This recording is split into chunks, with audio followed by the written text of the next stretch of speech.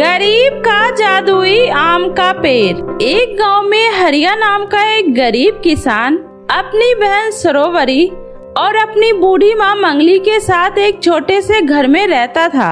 हरिया के पिता के देहांत के बाद घर की सारी जिम्मेदारी हरिया के कंधे पर आ गई थी और वो अपना घर चलाने के लिए अपने खेतों में कुछ सब्जियां उगाकर बाजार में बेचा करता था, जिससे उसकी थोड़ी बहुत जो भी कमाई होती थी उससे वो अपनी बूढ़ी माँ का इलाज और अपनी छोटी बहन की आगे की पढ़ाई में लगा देता था, जिसकी वजह से उसके हाथ में ज्यादा कुछ नहीं बच पाता था। लेकिन हरिया एक बहुत ही ईमानदार और मेहनती इंसान था। वह दिन भर कड़ी धूप में अपने खेतों पर काम किया करता था।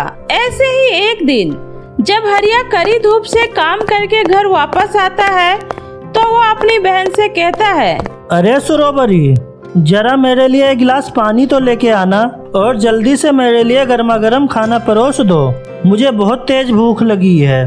उसी समय सरोवरी अपने हाथ में पानी का गिलास लेकर आती है और हरिया से कहती है, भैया ये लीजिए पानी। अरे सरोवरी, तुम खाना लेकर नहीं आई? भैया घर में आटा खत्म हो गया है और माँ को दवाई भी देनी है। मुझे तो कुछ भी समझ में नहीं आ रहा है कि अब मैं माँ को खाना कैसे खिलाऊं।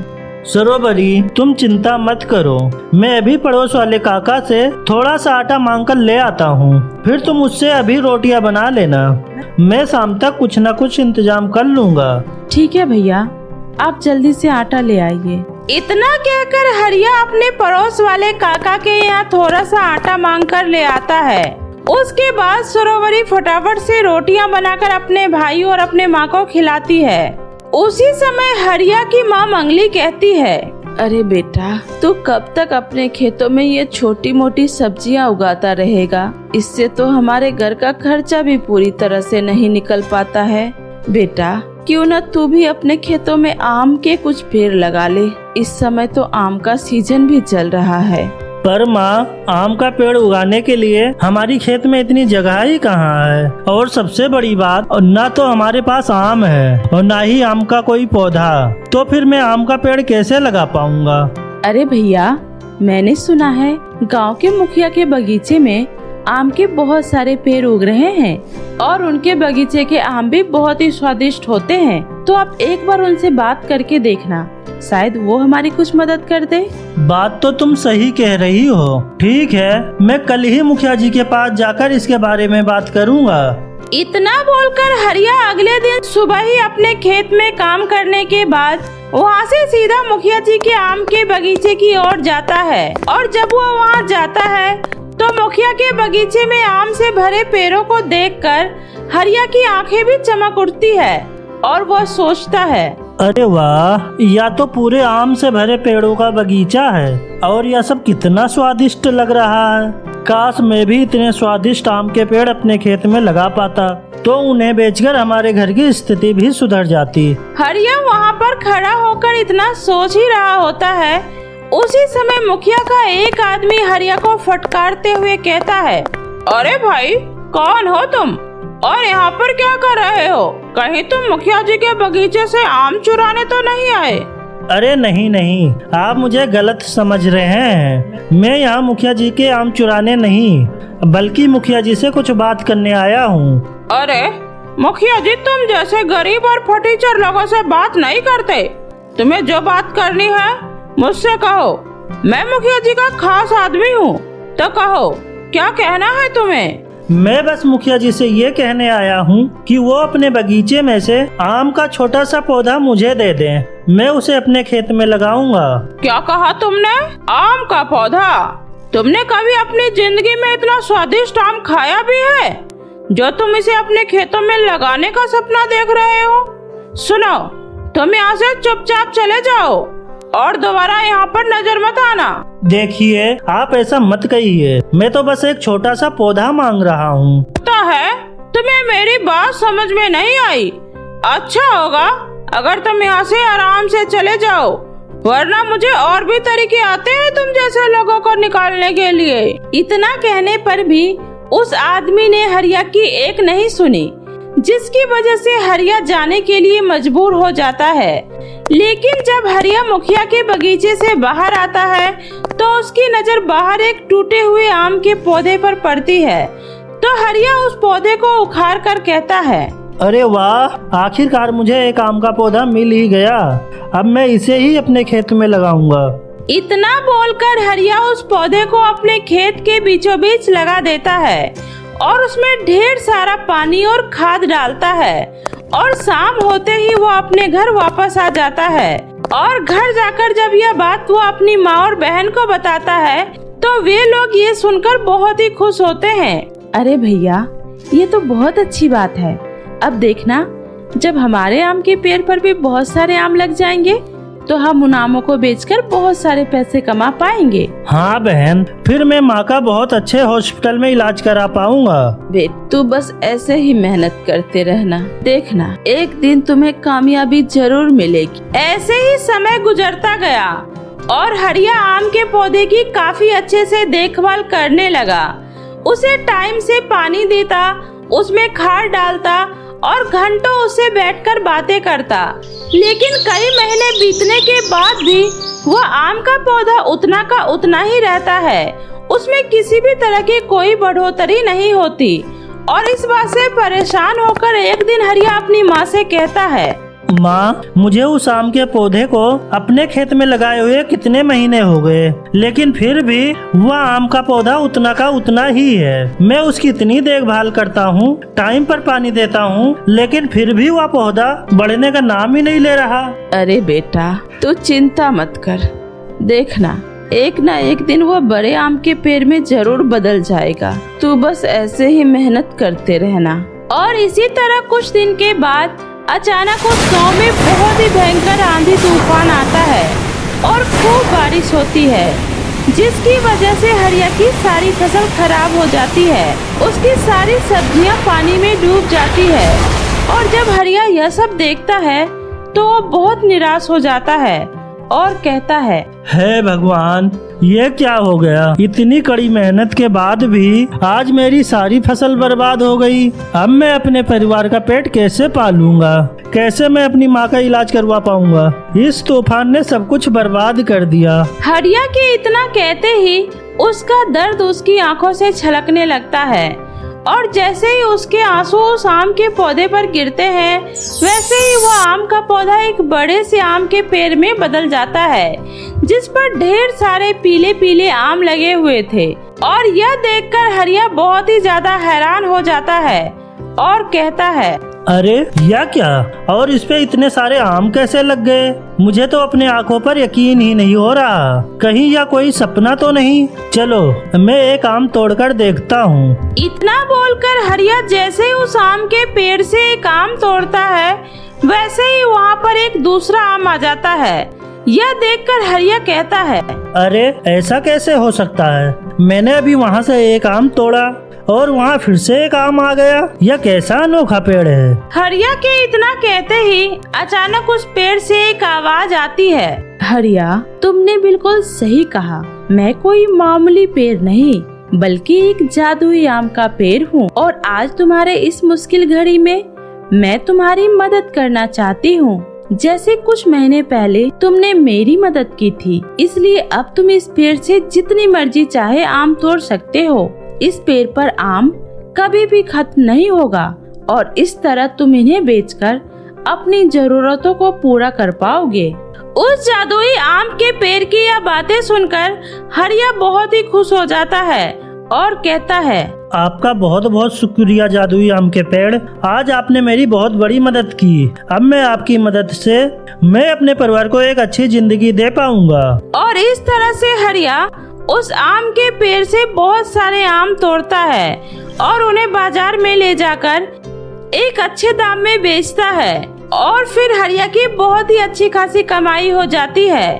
जब शाम को हरिया अपने घर वापस आता है और यह बात अपनी माँ और बहन को बताता है, तो वे लोग भी बहुत ही खुश हो जाते हैं और उस दिन के बाद से हरिया इसी तरह जादुई आम के पेड़ की मदद से बड़ी बड़ी कंपनियों में अपने आम की सप्लाई करने लगता है, जिससे उसकी गरीबी धीरे धीरे दूर होने लगती है। जिसके बाद हरिया अपनी माँ का एक अच्छे से हॉस्पिटल में इलाज करवाता है और कुछ ही सालों में वो अपनी खुद की एक आम सप्लायर की कंपनी खोल लेता है, जिसमें वो गरीब और लाचार लोगों को काम पर रखता है। और इसी तरह से हरिया अपने आगे की जिंदगी अपने परिवार के साथ खुशी खुशी व्यतीत करने लगता है।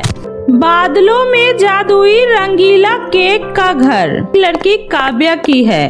काव्या अपनी दादी के साथ रहती थी। काव्या के माता पिता का कुछ साल पहले ही सड़क दुर्घटना में मृत्यु हो गई थी। काव्या को पढ़ाई लिखाई में बहुत ही रुचि थी, लेकिन पैसों की कमी की वजह से वो अपनी पढ़ाई पूरी नहीं कर पाई। काव्या के घर की आर्थिक स्थिति बहुत ही खराब थी, इसलिए वो अपने घर का खर्चा चलाने के लिए एक बेकरी के दुकान में काम करने लगी। काव्या को बहुत ही अच्छा केक बनाना आता था, जिस वजह से उस बेकरी की मालकिन अनुराधा भी उससे बहुत खुश रहती थी।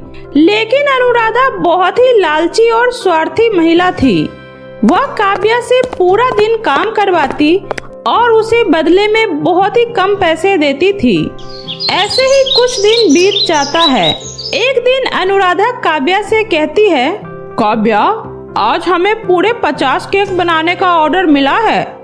तुम्हारे हाथ का बना हुआ केक सभी ग्राहकों को बहुत ही पसंद आता है, तो तुम ऐसे ही मन लगाकर केक बनाया करो। मैं तुम्हारी तनख्वाह कुछ और बढ़ा दूंगी। ठीक है मालकिन, आप बिल्कुल भी चिंता मत करिए, मैं पूरे मन से केक बनाऊंगी। हाँ हाँ ठीक है। ऐसे ही कुछ महीने बीत जाते हैं और काव्या का जन्मदिन आने वाला था, तो वह अपने मालकिन अनुराधा से कहती है, मालकिन, अगले हफ्ते मेरा जन्मदिन है, तो मुझे उस दिन छुट्टी चाहिए। छुट्टी? वो किस लिए? तुम्हें छुट्टी क्यों चाहिए? मालकिन, अगले हफ्ते मेरा जन्मदिन आने वाला है, इसलिए मुझे छुट्टी चाहिए, क्योंकि मुझे उस दिन अपनी दादी माँ के साथ बाहर घूमने जाना है। अच्छा चलो ठीक है, ले लेना छुट्टी। अब जाकर पहले आज का ऑर्डर तैयार करो। सुबह से बहुत कस्टमर आ चुके हैं, शाम तक पूरे 50 केक तैयार हो जाना चाहिए। अनुराधा की बातें सुनकर काव्या केक बनाने में लग जाती है। एक हफ्ते बाद काव्या का जन्मदिन था, लेकिन उसकी मालकिन अनुराधा ने उसे जन्मदिन वाले दिन भी काम पर बुला लिया। मुझे लगता है शायद मालकिन भूल गई है कि आज मेरा जन्मदिन है, इसलिए मैं शॉप पर जाकर ही उनसे छुट्टी ले लूंगी। यह सोचकर काव्या दुकान पर पहुंच जाती है और अपने मालकिन से छुट्टी मांगती है। काव्या, मैं तुम्हें छुट्टी नहीं दे सकती, क्योंकि आज भी बहुत ज्यादा केक का ऑर्डर आया है, तो आज तुम्हें सारा केक तैयार करना है, तो आज तुम्हें छुट्टी नहीं मिलेगी। तुम्हें छुट्टी देकर हमें अपना नुकसान नहीं करवाना है। पर मालकिन, आज मेरा जन्मदिन है, आज मैं काम नहीं करना चाहती, प्लीज मुझे आज भर के लिए छुट्टी दे दीजिए। बस एक दिन की तो बात है, कल मैं समय पर आकर सारा काम कर दूंगी। बिल्कुल नहीं, तुम्हें कोई छुट्टी नहीं मिल सकती। अगर तुम्हें आज छुट्टी दे दिया तो मेरा बहुत नुकसान हो जाएगा। इसकी भरपाई कौन करेगा? बोलो, क्या तुम करोगी? मालकिन की बात सुनकर काव्या उदास हो जाती है और उदास मन से केक बनाने लग जाती है। काम खत्म हो जाने के बाद घर जाते समय काव्या एक नदी के किनारे जाकर बैठ जाती है और अपने माता पिता को याद करके बहुत ही रोने लगती है। तभी उसे वहाँ किसी की आवाज सुनाई देती है, कोई मुझे बचाओ, मेरी मदद करो, हेल्प हेल्प। आवाज सुनकर काव्या इधर उधर देखने लगती है। अरे, यहाँ पर रोने की किसकी आवाज आ रही है? लगता है कोई मुसीबत में है, मुझे चलकर उसकी मदद करनी चाहिए। लेकिन यह आवाज तो जंगल की तरफ से आ रही है, मुझे वहाँ जाकर देखना चाहिए। यह सोचकर काव्या जंगल की ओर जाने लगती है। कुछ दूर चलने पर वो देखती है कि एक परी पेड़ में रस्सियों से बंधी हुई है और मदद के लिए चिल्ला रही है।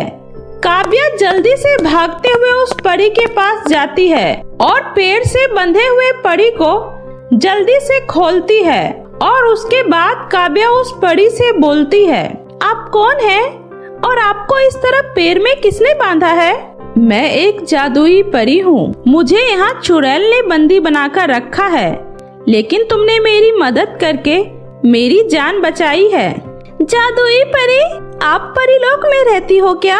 हाँ काव्या, मैं परीलोक में ही रहती थी, पर पिछले साल मेरे जन्मदिन पर मुझे रानी परी ने जादुई रंग बिरंगा केक का घर गिफ्ट किया है जो ऊपर बादलों में है, और आजकल मैं उसी में रहती हूँ। लेकिन अभी मैं वहाँ नहीं जा सकती हूँ क्योंकि शैतान ने मेरी जादुई छड़ी तोड़ दी है और मैं बिना जादुई छड़ी के उस जादुई रंगीला केक के घर के अंदर नहीं जा सकती हूँ। क्या तुम मेरी मदद करोगी? परी जी, पर भला मैं आपकी क्या मदद कर सकती हूँ? काव्या, तुम्हें बादलों के पास जाना होगा। वहाँ तुम्हें 2 बर्थडे केक का घर दिखाई देगा। उस केक घर में एक केक का घर रंगीला जादुई केक के मायावी शक्ति से बनी हुई है। उन दोनों जादुई केक के घर में से एक घर असली है और दूसरा घर नकली है। जब तुम उन दोनों केक के घर के पास जाओगी तो तुम्हें अपनी समझदारी से असली जादुई रंगीला केक के घर को पहचानना होगा। उसके बाद दूसरा नकली जादुई केक अपने आप ही गायब हो जाएगा। असली रंगीला जादुई केक के घर के अंदर रानी परी की दी हुई जादुई छड़ी है। अगर तुम मुझे वह जादुई छड़ी लाकर दोगी, उसके बाद ही मैं उस जादुई रंगीले केक के घर के अंदर जा सकूंगी। पर परी जी, मैं ऊपर बादलों के पास कैसे जा सकती हूँ भला? मेरे पास आपके जैसे पंख तो है ही नहीं जिससे कि मैं उड़कर उसके पास जा सकूं। काव्या, तुम चिंता मत करो, मैं तुम्हें वहाँ तक जाने का रास्ता बताती हूँ। यह कहते हुए जादुई परी ताली बजाती है। तभी उसके सामने सीढ़ियाँ प्रकट हो जाती है, जो सीढ़ियाँ सीधे बादलों के पास जा रही होती है। यह देखकर काव्या चौंक जाती है। तभी जादुई परी बोलती है, काव्या, तुम जल्दी से चढ़कर इन सीढ़ियों से ऊपर चली जाओ। तुम्हें वहाँ 2 रंगीला केक घर मिलेगा। मैं तुम्हारा यहीं पर इंतजार करूँगी। काव्या उन सीढ़ियों पर चढ़ते हुए बादलों के पास पहुँच जाती है। बादलों के पास पहुँचते ही उसे वहाँ 2 जादुई रंगीला केक घर दिखाई देता है। जैसे ही वह रंगीला केक के घर के पास पहुँचती है, तभी पहले केक घर से आवाज आती है, तुम्हारा स्वागत है इस जादुई रंगीले केक की दुनिया में। मैं जादुई केक हूँ। अगर तुम मेरे घर के अंदर आओगी तो तुम्हें जो चाहिए वह सब कुछ मिलेगा और तुम हमेशा खुश रहोगी और बहुत ही अमीर हो जाओगी। तुम्हारे जीवन में कभी दुख परेशानी नहीं आएगी। तो आओ, मेरे घर के अंदर आ जाओ। तभी दूसरा जादुई रंगीला केक कहता है, नहीं, तुम इसकी बातों में मत आना, इसकी बातों पर विश्वास मत करना। मैं हूँ असली जादुई रंगीला केक। अगर तुम मेरे घर के अंदर आओगी तो तुम्हें सुख और दुख दोनों मिलेंगे। अब फैसला तुम्हारे हाथों में है। अब तुम्हें ही चुनना है कि हम दोनों में से असली जादुई रंगीला केक घर कौन सा है। दोनों केक घर की बातें सुनकर काव्या सोच में पड़ जाती है और मन ही मन सोचने लगती है, पहले जादुई रंगीला केक के घर के अंदर सिर्फ सुख ही है, लेकिन दूसरे जादुई रंगीला केक के घर के अंदर सुख और दुख दोनों है। और जिंदगी में कभी केवल सुख हो ही नहीं सकता, क्योंकि इंसान की जिंदगी में सुख और दुख दोनों जीवन साथी के तरह होता है। इसका मतलब दूसरा केक ही असली जादुई रंगीला केक घर है। यह सोचकर काव्या ने कहा, मुझे दूसरे जादुई रंगीला केक घर के अंदर जाना है। काव्या के इतना बोलते ही पहला रंगीला केक का घर अपने आप गायब हो जाता है। वहीं दूसरे रंगीले केक के घर का दरवाजा अपने आप ही खुल जाता है। जैसे ही काव्या जादुई रंगीला केक के घर के अंदर जाती है, तब वह देखती है कि उस घर के अंदर सब कुछ मौजूद था।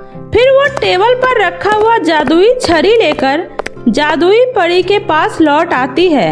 यह देखकर जादुई परी बहुत ही खुश होती है और काव्या से बोलती है, काव्या, तुम बहुत ही अच्छी हो। तुमने लालच बिल्कुल भी नहीं किया। मैं तो बस तुम्हारी परीक्षा ले रही थी और तुम मेरी परीक्षा में खरी उतरी हो। तुमने इस जादुई छड़ी का बिल्कुल भी गलत इस्तेमाल नहीं किया है। मुझे किसी शैतान ने कैद नहीं किया था।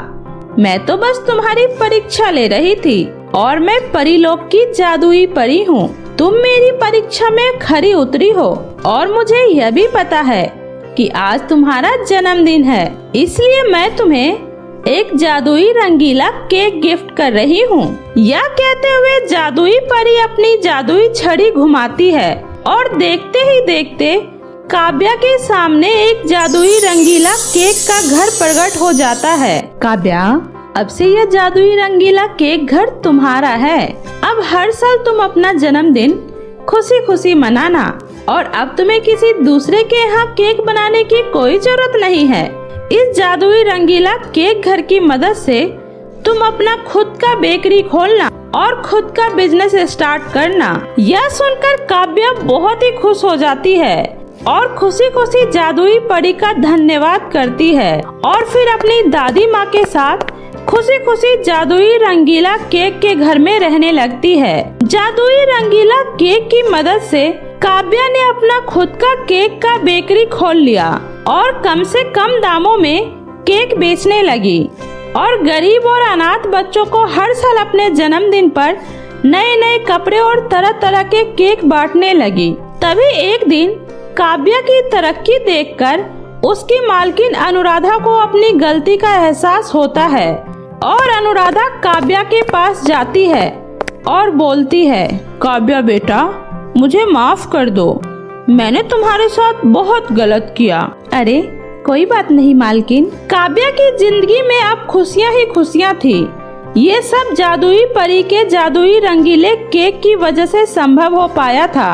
अब काव्या अपनी दादी माँ के साथ खुशी खुशी अपना जीवन व्यतीत करने लगी। तो मेरे प्यारे दोस्तों, कैसी लगी आपको मेरी ये कहानी? मुझे कमेंट करके जरूर बताएं।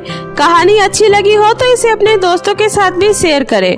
और हाँ दोस्तों, अगर आपने अब तक मेरे चैनल जादुई टीवी को सब्सक्राइब नहीं किया है तो जल्दी से नीचे लाल बटन दबाकर अभी सब्सक्राइब कर ले। तो मिलती हूँ फिर किसी ऐसे ही जादुई मजेदार कहानी के साथ। तब तक अपना ध्यान रखें। बाय बाय दोस्तों।